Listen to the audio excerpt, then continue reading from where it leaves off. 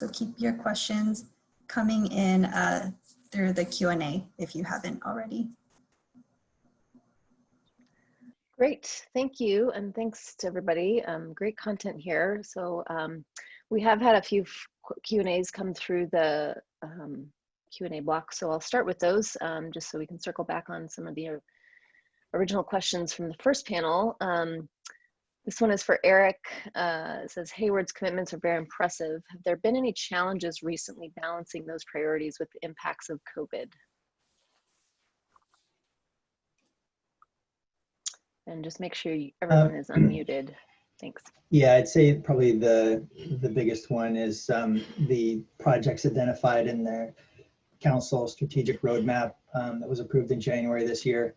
We're currently going through that and kind of reevaluating what we think we can accomplish in the next couple of years.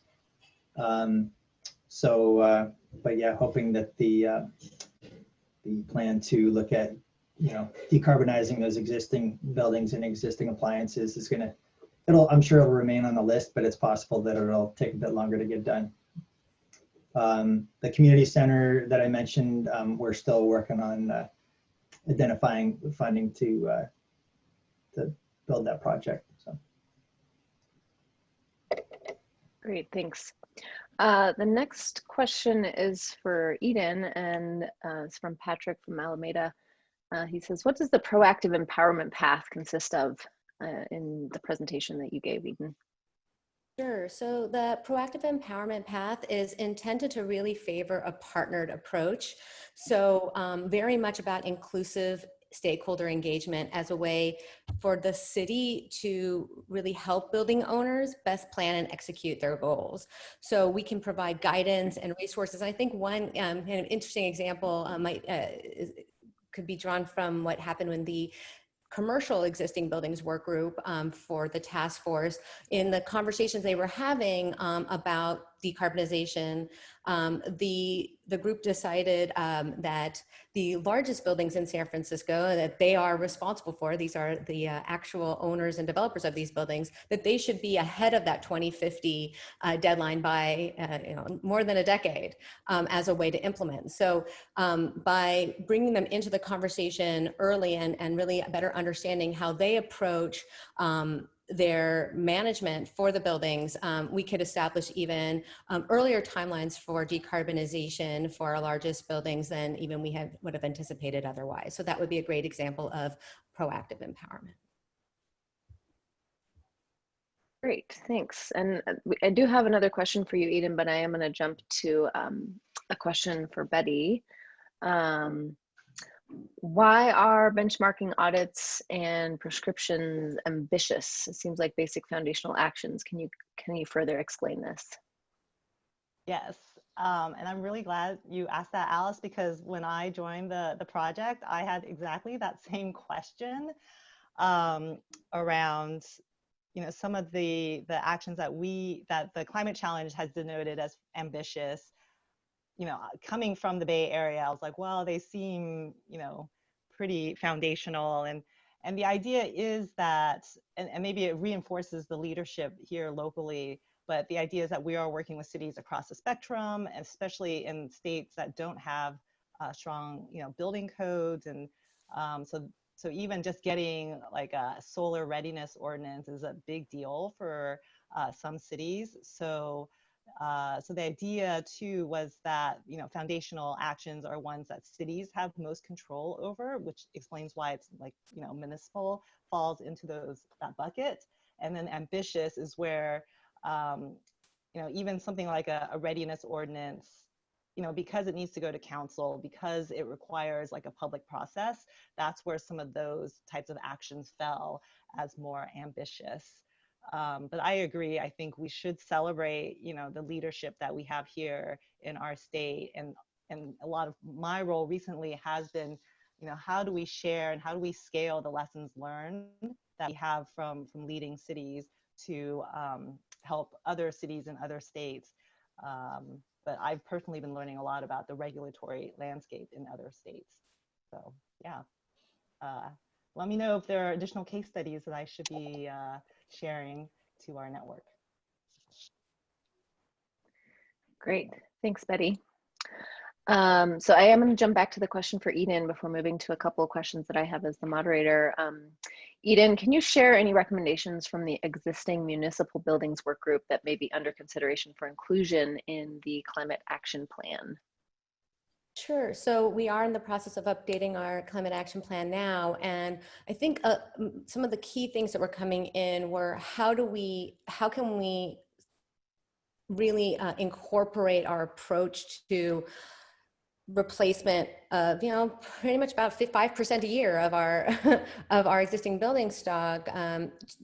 How do we correlate that into our capital plan? So we've been having ongoing conversations with our Office of Resilience and Capital Planning, and how to have a very explicit request or requirement in our climate action plan to accommodate or account for that, as well as the inventory. That was another big thing that came up, is that we have a lot of this information.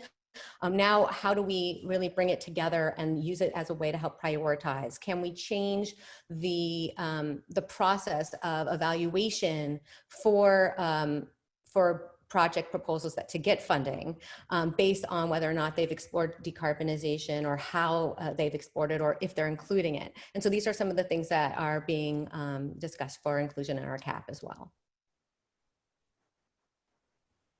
Great, thanks. Again, just a reminder to folks who are on the line, if you do have questions, feel free to use the Q&A box. I am going to shift to some questions that I have. We've heard from a number of folks today about discrete projects, and I'm wondering, Peter, especially with your experience and working with municipalities, and Eric and Eden with your experiences working on your own projects, if you can speak a little to maybe the kind of top challenges that really exist with the retrofit of current buildings for carbon neutrality, and how those challenges can be overcome relatively easily, or what solutions are in the works. And maybe Peter, I'll start with you if you have thoughts on that. Sure, thanks, Sarah. Yeah, I'll give a couple ideas around that. So I guess there's less a challenge as a solution, I guess. One approach I see as a buildings guy is a lot of people look at every building is different, and certainly down in the details, that's true. But on the other hand, there's so much commonality. So down on the buildings level, decarb needs a combination, in my opinion, of both individual building issues from the technical or other view, and also an overall portfolio approach around policy in part, but even from a technical point of view. For example, certain efficiency measures that can be applied cross portfolio, or well, anyway, so that's always a challenge, is every building's different. Jesus is overwhelming. That's true to an extent, but there's always measures that can be done on the efficiency side, at least, that are cross portfolio. Great, thanks. Eric, or really any of the other panelists, if you have thoughts on this. Again, just make sure you're unmuted before you start talking. I guess, I think I mentioned that in our new fire station, there will be a gas line for the gas range. And some of you may know that firefighters love to cook, and especially in Hayward, we've got some really old vintage gas stoves that they really don't want to give up. But I think that, that's one of the things that I would like to do is just help to maybe somehow introduce them to the induction cooking technology, and at least let them try it out, and because that is something that we'll need to work on in the next few years. Yeah, absolutely. I know ACEEE is an organization that's been coordinating on some induction stove trainings and demonstrations, and I know also, I think Martha Stewart's starting to get on board with induction stoves, which should pretty drastically change the landscape there. Maybe not for firefighters, but for the broader cooking populace. Any other thoughts from anybody else? And sorry, I can't see all of you at once, so I'm making sure I'm bouncing around a little bit. Okay, here's another question. What would your top recommendations be for how a city can get started addressing energy and emissions from municipal buildings? We've heard a little bit of the processes that you all have highlighted, and I'm happy to start with maybe Eden or Eric. Well, I think I touched on a bit in the presentation, but well, of course, end of life replacements and being ready for them, I think it's going to be just critical. Whatever, especially on those smaller and easy to approach, where you have access, where you have an option that's readily available, and so one of the things that we're trying to do is work with departments to better understand, what do we already know about these projects? How can they start to flag these? In particular, our rec park department has this wonderful platform for proactive facilities maintenance, and they have line items for HVAC and very particular equipment. So why not just add a little tag on that to make it all electric when they go in to replace? So being prepared, of course, being prepared is going to be the best way to move for a lot of these fuel switching projects. Mm-hmm. And I think that to get the support that we need from our city leadership and city council members, it's important to share with them your municipal inventory of greenhouse gas emissions and show basically what are the sectors that need to be reduced, and then make that tie to your long-term greenhouse gas emission reduction goals. And I think that was the key for us, was that our council really is committed to meeting those long-range goals, and so they understand what's necessary. Great, and maybe elaborating on that a little bit, I might have either Betty or Wendy answer this question, which is, what do you think are the keys to changing decision maker mindsets, particularly those who are resistant to existing building decarbonization efforts, as well as the municipal and non-municipal portfolios? Yeah, so I can. Go ahead, Wendy. Yeah, all right, I'll field this question. So the short answer is there's not a #1 barrier that comes out other than funding. So you nailed it. We've seen just everything across the gamut of like what the politics are like in the landscape.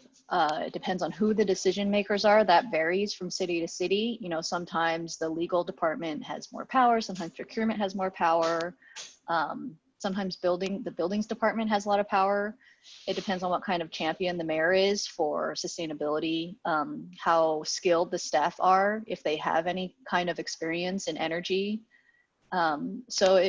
We've just really seen all sorts of barriers, and there's nothing that really jumps out as the one barrier. But if you want to go after funding, there are a bunch of ways to kind of teach financing and kind of use that avenue to get people interested. Can I throw? Go ahead. Oh yeah, I'll just quickly add that I think along those lines too. Wendy alluded to it, but like relationship building across internal city government is super important. And I've personally just seen like if you know that complicated landscape, the people, taking that time to really build the relationship across departments is so important. So that's just one other thing I'll add. Mm-hmm. I wanted to make a quick note too, but certainly applies in the Bay Area. Show them the numbers, whether they're excited about carbon or not. In the Bay Area, the numbers are good for doing this kind of work. Certainly if there's a life cycle outlook, these projects pay for themselves over their lifetime. Great, thanks all. And somewhat along those lines, there's a question here that asks, there are so many different upgrades that are needed for municipal buildings, especially older ones.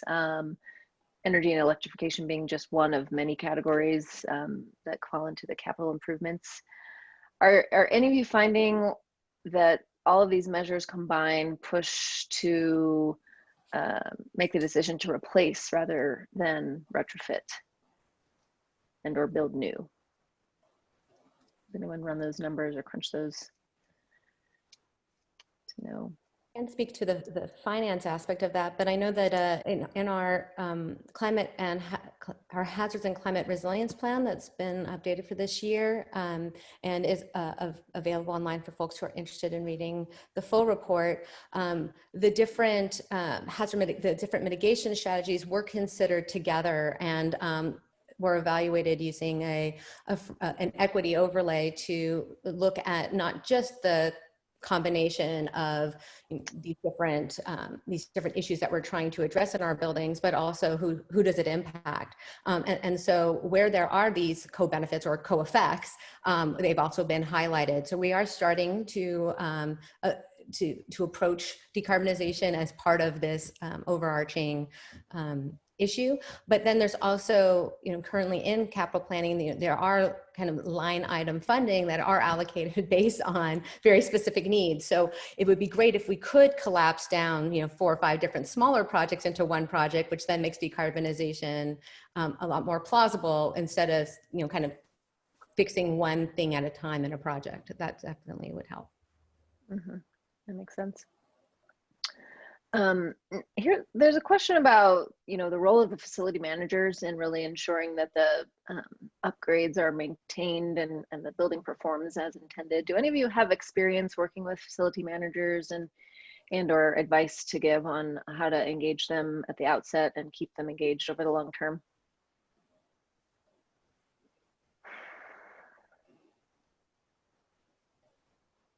Not. Well, I mean, that's a big one. I guess for facility managers,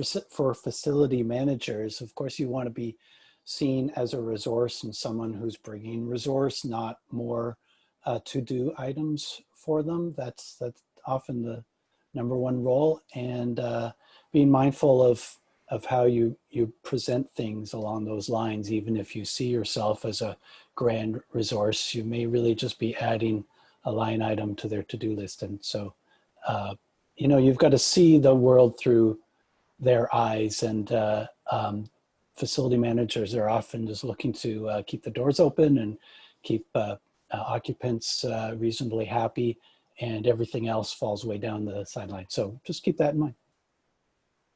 I think that silence is also probably one of the reasons why that facilities maintenance roundtable came up as part of our conversation, and that having something like that that's not necessarily just for municipal facilities maintenance personnel, but also could be a public-private, learning and sharing circle where folks can talk shop and really create a forum for lessons learned and successes would really be helpful, because there's no one who knows the buildings better than them. And if we can really find some way to have a fast and easy way to learn how to fail and improve, or just succeed and improve, that would be great. Great. I'll take one more question. This one I think I'll direct towards Betty and or Wendy. With the cities that you're working with across the country, can you point to any that really stand out outside of California that might be good, peer-to-peer sharing, learning, and exchanging information around similar challenges and barriers that this group might be able to tap into easily?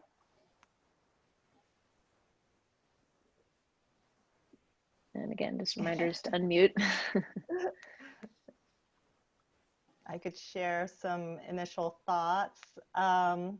We are working really closely with the Urban Sustainability Directors Network, which I know a lot of our cities here are part of, USDN. And so we are running a couple different learning cohorts, like, we have a building performance standard cohort and some other ones. And so I'll do a quick plug for USDN.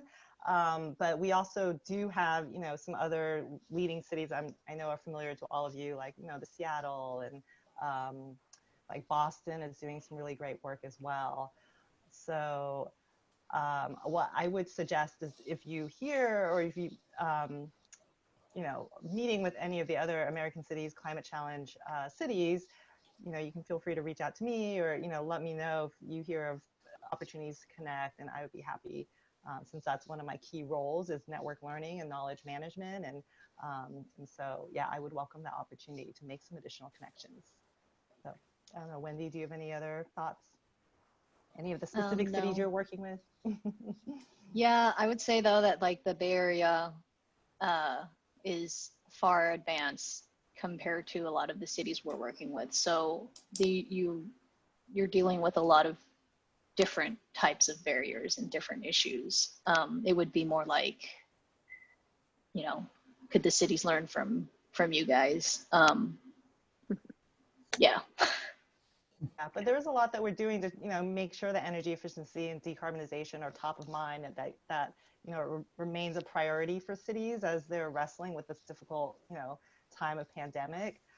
So there's certainly like talking points and other fact sheets that maybe I can go back and take a look and share them with Denise or with Edgar or folks here in Bayren if you're facing those challenges.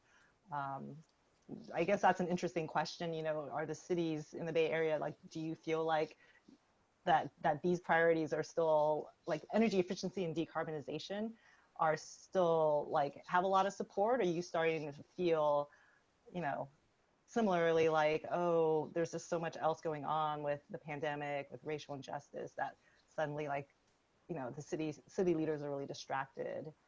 I don't know if you want to comment in the chat at all. I'd be curious. Great. Well, I think in the interest of keeping us on schedule, thank you all. Big round of virtual applause for the panel. And the panelists have certainly lent a lot of great data, information, and lessons learned for the benefit of the Bayren folks and the participants. So I will turn the time back over to Denise, and thank you so much for the opportunity to moderate. Thank you, Sarah. That was great. Thank you to all of our speakers and panelists for that really rich discussion. And for the attendees, do feel free to get in contact with them following this event to talk more about any specific topics. All right, so we'll close with some resources and then also with the group takeaways exercise. We have a number of great resources compiled for you for this event on the Bayren Codes and Standards website. So I will actually share my page to give you a quick look of what that looks like. So the link is on the slide, but we have compiled a number of zero net energy and decarbonization resources.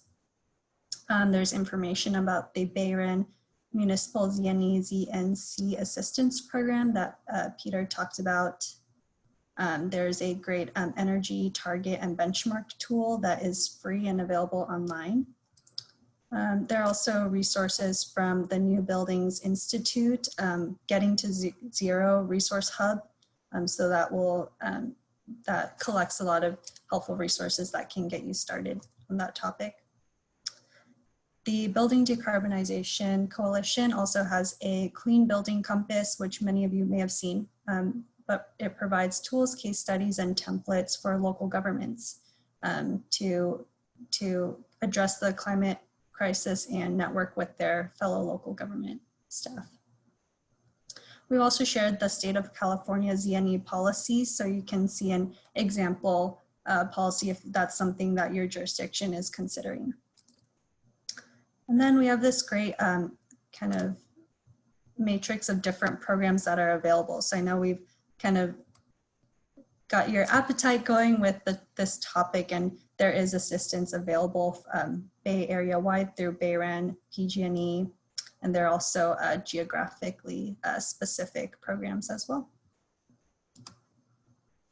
And then otherwise there are other resources and templates for those considering zero net energy policies.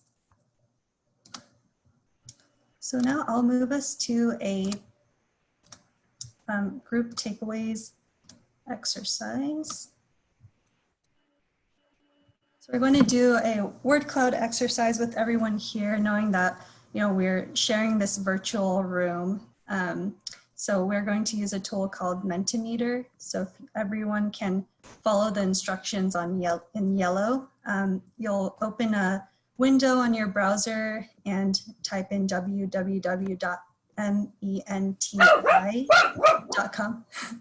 I hear someone's puppy there. So go to www.menti.com, and then you'll see a code requested, and the code is 5648416. So I'm going to stop sharing, but when I share my screen again, these same instructions will be displayed. And let me also put this instruction in the chat. Oh, great. Thanks. Someone already shared it.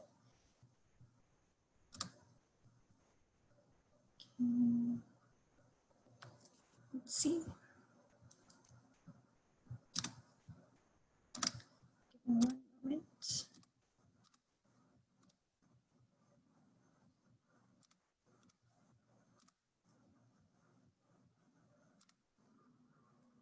Okay, there we go. Great. A lot of people have already responded. The first question in our group exercise is, after attending this forum, what are you motivated to do in your organization or your community? I'm seeing lots of great answers come in. Create a more specific framework and strategy for evaluating the whole portfolio. I'm seeing heat pumps are of interest. Decarbonize faster and better. Let me see if I can. Okay. Decarbonize faster and better. Advocate for all electric. Make edits to our government operations climate action plan. So this is housed in government operations. Burnout ordinance. So even looking at requiring perhaps electric appliances when the original equipment burns out and is at the end of its life. Find a form for building equipment inventory. And then looking at technical assistance. I know that's something that was really pointed out as a need in the poll. Thanks everyone for answering this question. We have one more. So you'll see that your Menti screen has changed to this new question, which is closing thoughts. What is needed to move decarbonization efforts forward? And you can submit 1 to 2 words as your closing thoughts. You know, what, after hearing these presentations, what is most needed to help us move forward?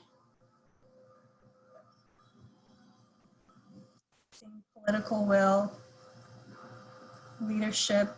Yeah, leadership came up a lot. Coordination, communication, engagement is a huge one. Public demand, money, engagement, technical support. I love this, it's moving so much. Funding, education, money, so that's one big one. Policies, I'm seeing that multiple times. Information and awareness is really important to even get the conversation going and that awareness established. Executive leadership, outreach, getting our plans together. All right, last call for any last words you want to get in the word cloud. Urgency. Yes, we're experiencing urgency with our ongoing wildfires and climate impacts that we're already seeing. Identify low-hanging fruit. All right, thank you. And then last of all,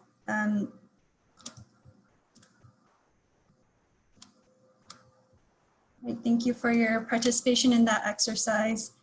We're actually going to, there's one more item for today, which is please help us fill out a feedback survey.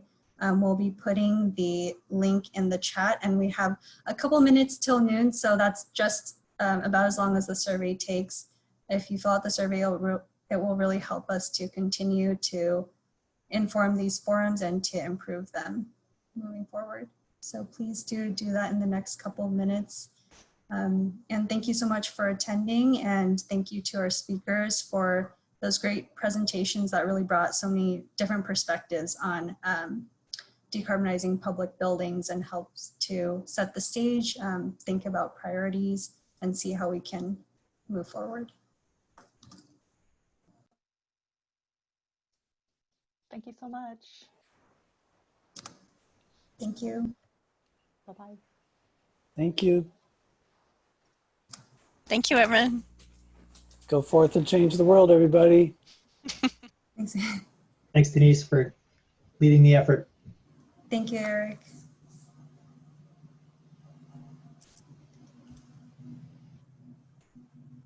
Thanks, Peter.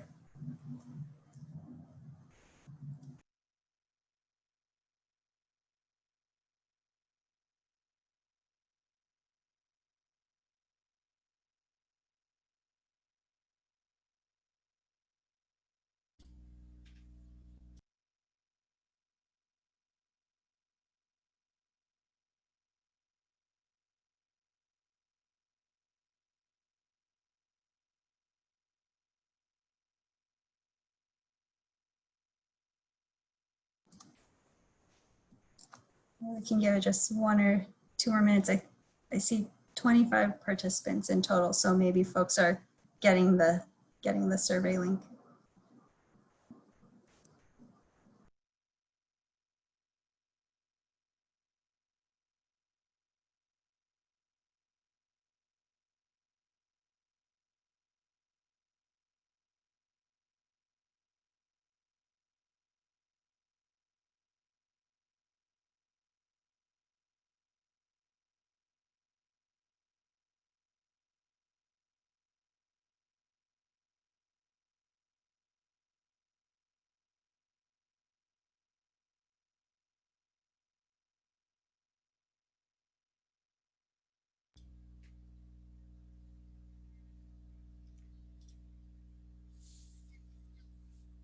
Should we go ahead and close out the Close it down.